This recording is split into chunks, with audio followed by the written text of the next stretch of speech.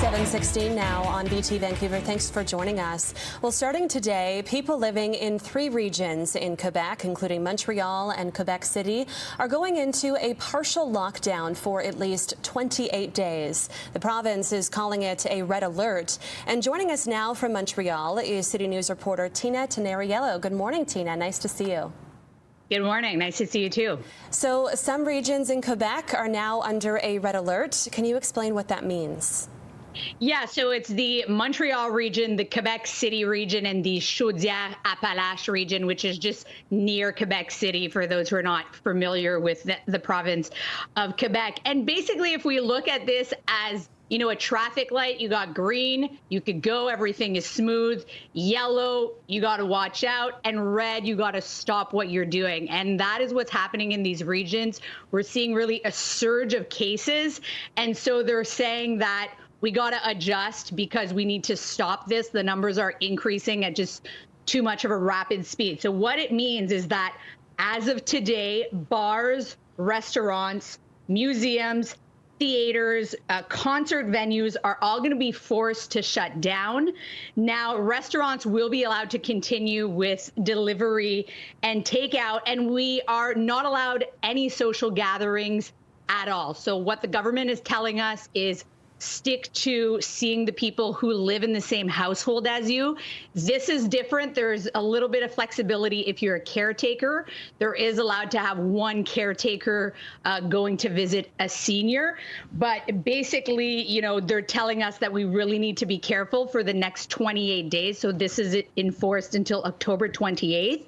And then as we were seeing with the lockdown during the first wave, is, those dates were often pushed back. They were sort of starting with the month period. So at this point, there's not really any guarantee what the situation will look like on October 28th. And another important thing that they're doing this time around is they're increasing fines. So you can get a fine of up to $1,500 if you're not following these new rules. And they've given the police departments more power so that, for example, if they think that someone is having a party in a residence, in a home, well, they can get a court order over the phone to be able to enter that home and give tickets to the individuals who are breaking the law. So they're really trying to crack down, and they're really trying to bring down the number of cases that we've really seen surge over the last few weeks. All right, very strict rules there. The restaurant industry, it has already suffered tremendously from this pandemic all across Canada. What are you hearing from restaurant owners? Do you think that they will be able to survive this partial shutdown again?